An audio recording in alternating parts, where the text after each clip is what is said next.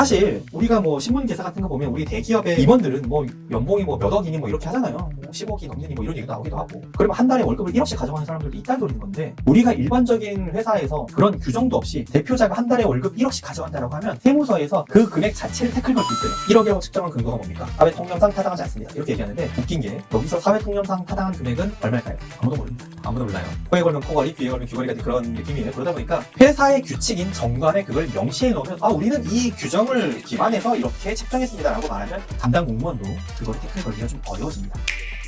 자, 이제 드디어 법인 등기 진행하시면 됩니다. 자, 이제 이건 어떻게 보면은 실무적인 상황이고요. 법인 등기를 진행한다고 하면 일반적으로 소요 기간은 뭐 한 3일에서 5일 정도 발생됩니다. 물론 서류가 다 완비됐을 때를 기준으로 얘기하는 거고요. 법인 등기를 진행할 때 들어가는 것들은 몇 가지가 있는데요. 정관이라는 것도 있고요. 그 다음에 주주 명부라는 것도 있고요. 이런 것들이 있는데, 사실 제일 중요한 이 정관이라는 것들은 우리가 표준 정관을 많이 쓰거든요. 인터넷 같은 거 찾아보시면 정관 이런 게 많이 씁니다. 근데 이거보다는 몇 가지 규정들을 좀 넣으셔야 돼요. 이게 정관이 뭐냐면요, 회사의 규칙이에요. 우리 회사는 이렇게 운영할 겁니다 라는 거를 정하는 규칙 같은 거거든요. 그걸 일반적으로 해놓은 걸로 하지 말고 꼭 넣으시는 게 좋은 항목들이 몇 가지 있어요. 무슨 소리냐면 퇴직금 규정, 그 다음에 임원의 경우에 급여 규정도 넣으시길 바래요.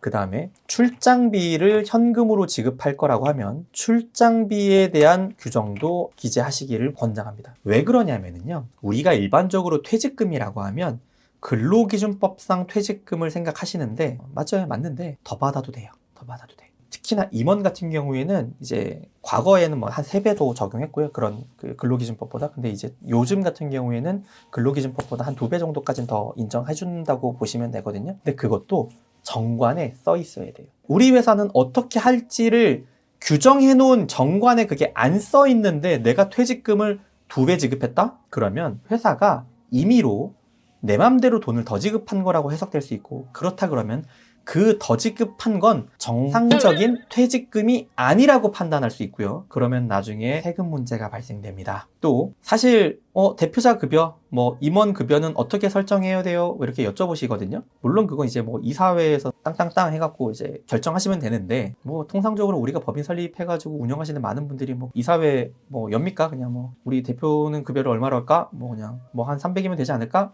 뭐 약간 이런 식이란 말이에요. 뭔가 그냥 뭐 잣대가 없어요. 그냥 약간 중구난방이에요. 이렇게 했다가 나중에 세무서에서 직원은 사실 별로 태클을 안 걸어요. 하지만 대표이사를 포함한 임원은 대표님이 급여가 이렇게 된 근거가 뭡니까? 사회 통념상 타당한 금액이라고 판단되지 않습니다. 이래버리면 골머리 아픕니다. 사실 우리가 뭐 신문 기사 같은 거 보면 우리 대기업의 임원들은 뭐 연봉이 뭐 몇 억이니 뭐 이렇게 하잖아요. 뭐 10억이 넘느니 뭐 이런 얘기도 나오기도 하고. 그러면 한 달에 월급을 1억씩 가져가는 사람들도 있다는 소리인 건데, 우리가 일반적인 회사에서 그런 규정도 없이 대표자가 한 달에 월급 1억씩 가져간다라고 하면 세무서에서 그 금액 자체를 태클 걸 수 있어요. 1억이라고 측정한 근거가 뭡니까? 사회 통념상 타당하지 않습니다. 이렇게 얘기하는데, 웃긴 게 여기서 사회 통념상 타당한 금액은 얼마일까요? 아무도 모릅니다. 아무도 몰라요. 그냥 그렇다면 그런 거예요. 그냥 코에 걸면 코걸이, 귀에 걸면 귀걸이 같은 그런 느낌이에요. 그러다 보니까 회사의 규칙인 정관에 그걸 명시해 놓으면, 아, 우리는 이 규정을 기반해서 이렇게 책정했습니다 라고 말하면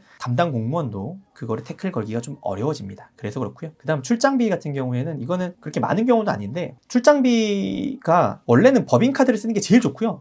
출장을 나갔을 때 법인카드 쓰는 거. 근데 법인카드를 쓰기 어려운 상황들이 있단 말이에요. 뭐 그러면은 근로자의 카드를 쓰는 게 두 번째로 좋고요. 근로자 직원 카드를 쓰고 그 카드 영수증을 법인에서 비용 처리하는 방법, 그게 두 번째로 좋고요. 어쨌든 증빙이 있잖아요. 내가 어딜 가서 출장비를 얼마를 썼다. 근데 그렇게 안 하고요. 하루에 얼마씩 지급하시는 분들이 있어요. 제가 예전에 이제 감정평가법인을 관리를 한 적이 있었는데, 거기도 약간 관례가 그래요. 감정평가사님은 당연히 이제 출장이 많이 있으실 거잖아요. 부동산 감정평가가 많으니까. 각 전국을 돌아다니셔야 되니까 출장을 간단 말이에요. 그러면은 거리당 얼마를 해갖고 그냥 출장비를 현금으로 그냥 줘요. 현금으로 준다는 게 이체해서 줘요. 별도의 영수증을 처리하지 않고, 영수증 안 받고 그냥 줘요. 그러면 뭐라고 해석될 여지가 있냐면 근로소득 아니냐? 라고 해석될 여지가 있어요. 상여로 해석할 수 있다는 소리예요. 그러면 어떻게 되는 거냐면 근로자한테 소득세가 더 나오고요. 그 다음에 사대보험료가 근로자와 회사 양쪽에 더 부과될 수 있어요. 그 출장비 때문에. 그래서 이 출장비를 주는 것도 어떻게 지급하겠다라는 게 좀 명확하게 정관에 있는 거를 반드시 권장합니다. 영수증 처리를 안 하고 계좌이체 해주시는 경우에. 그렇고요. 이렇게 정관 같은 거는 이런 규정들을 좀 넣으시는 게 좋다. 제가 법인을 많이 거래처로 갖고 있지만 신경 쓰지 않는 분들이 되게 많아요. 왜냐면 이런 게 있는지도 잘 모르는 분들도 많고요. 그 다음에 아까 이제 주주 결정을 하면 주주가 어떻게 구성되어 있습니다 라는 거를 이제 제출을 해야 되는데 그러면 정관도 그렇고 주주 명부도 그렇고 어떤 정해진 서식이 있습니까? 어디 그 서식을 찾을 수 있습니까? 법적으로 딱 정해진 그런 공식 서식은 없어요. 그래서 정해진 양식이 없습니다. 그냥 내가 회사 내부에서 우리 회사 누구고요? 주주 누구 당연히 이름, 그 사람을 특정할 수 있는 게 있어야 되기 때문에 이름, 뭐 주민등록번호, 그 다음에 액면가액 얼마, 주식 몇 주, 지분율 몇 %, 뭐 이런 것들은 좀 쓰여져야 되겠죠. 그리고 날짜 쓰고 그 다음에 그 회사의 날인 같은 거 들어가고 뭐 이렇게 해야 되니까 뭐 인터넷에서 주주명부 같은 거 양식 다운로드 받아서 이걸로 그냥 써도 되나? 됩니다. 그렇게 처리하시면 됩니다. 자, 그리고 법인 등기한다 그러면은 되게 고민하시는 부분 중에 하나가 이거예요. 내가 셀프로 할까? 아니면 법무사님 의뢰를 할까? 이렇게 고민하시는데 이거는 뭐 완전히 선택입니다. 법인 설립을 본인이 직접 하신다는 거는 내가 시간도 있고 공부도 해볼 의사도 있고 나 그런 거 궁금하고 이런 것도 재밌어 라고 하시는 분들은 해볼 만해요. 근데 뭐 저라면 안 할 것 같아요. 왜 그러냐면 법무사님한테 의뢰하는 게 뭐 법무사님마다 수수료는 좀 차이가 있을 수 있지만 뭐 그렇게 많은 비용이 드는 건 아니거든요. 뭐 한 몇십만 원 정도 합니다. 제가 그동안에 이제 해야 되는 노력에 비하면 그래도 굳이? 라는 생각이 좀 듭니다. 그러다 보니까 이제 저는 법무사님한테 의뢰하는 걸 추천하지만 공부에 의사가 있고 뭐 남들도 해봤다는데 해볼만 하다더라 라고 한다고 생각하시면 할 수는 있을 것 같아요. 참고로 저는 직접 안 했습니다. 한 번도 해본 적이 없습니다. 저는 제가 잘하는 거 할래요. 그런 부분들이 있고요. 그 다음 아까 이제 임대차 계약서를 쓰고 이제 법인 등기를 진행을 해야 되는 거로 순서상 생각하면 그게 맞는데 꼭 임대차 계약서를 쓰지 않았어도 등기는 돼요. 그러니까 임대차 계약서가 없어도 주소만 명확하면 됩니다. 왜냐하면 법인 등기할 때 그 주소지를 써야 되거든요. 근데 법인 등기할 때는 임대차 계약서가 안 들어가요. 꼭 내야 되는 필수 서류가 아닙니다. 이때 필수 서류는 내가 예를 들어 자본금을 5천만 원을 하기로 했어. 그러면 5천만 원에 대한 내가 돈이 있어 라는 걸 보여줘야 되기 때문에 잔액증명서 같은 거를 은행에서 발급받아서 같이 내야 되거든요.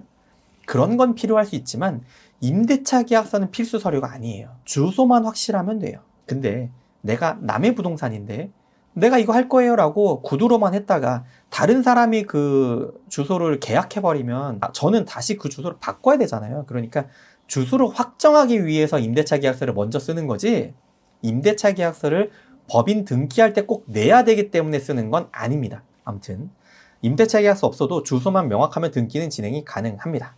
자, 지금 그래서 법인 등기가 법무사님한테 의뢰를 했다라고 쳤을 때 서류 다 달라고 하시는 것들이 서류들이 있을 거예요. 그렇게 정관 주주명부 아마 뭐 여러 가지 의사록 같은 것들은 법무사님이 작성해 주실 거란 말이에요. 그렇게 해서 작성이 다 되고 서류가 완성되고 나면 3일에서 5일 정도 내에 법인 등기는 나옵니다.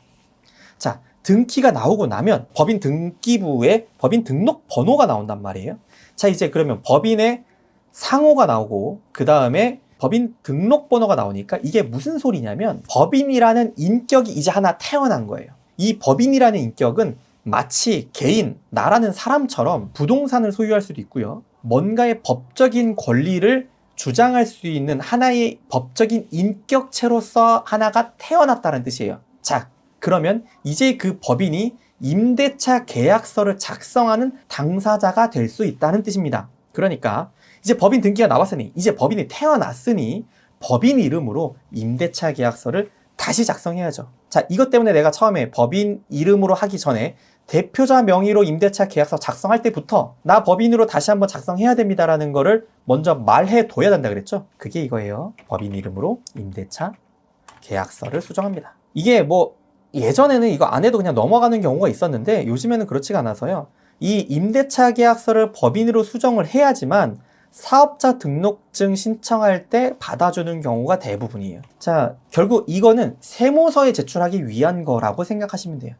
자, 이게 세무서입니다. 결국 우리가 법인을 등기하는 과정에 있어서 필수적인 관공서 2개라면 등기소, 법인 등기를 진행하는 거, 그 다음에 등기 나오고 나면 세무서, 이렇게 2가지인데요.